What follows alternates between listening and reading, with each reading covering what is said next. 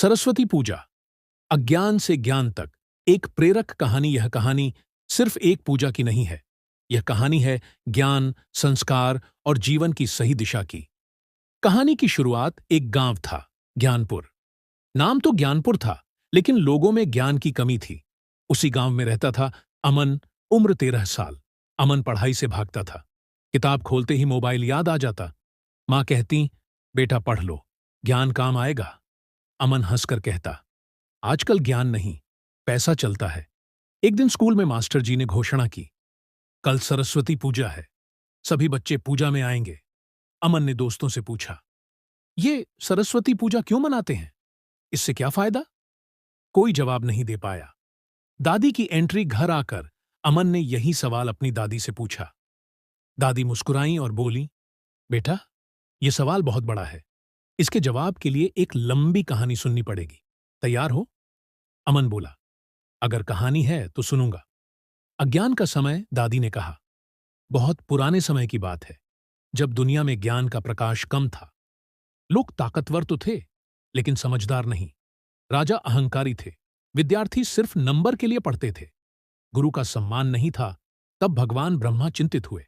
उन्होंने कहा, अगर ज्ञान नहीं होगा तो संसार अंधकार में डूब जाएगा।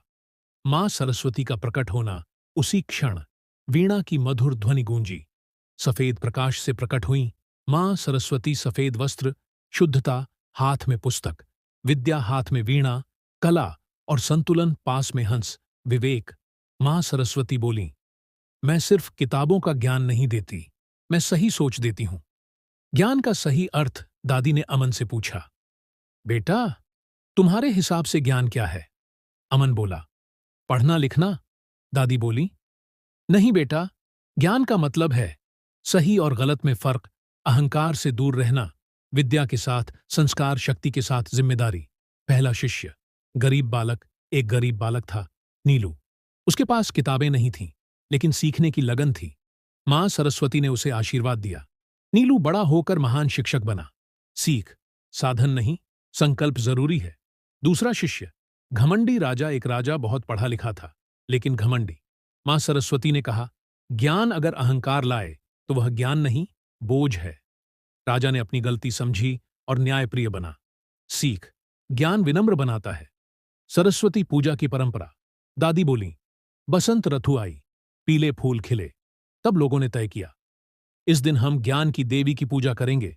इसी दिन को कहा गया सरस्वती पूजा। इस दिन बच्चे किताब कॉपी की पूजा करते हैं।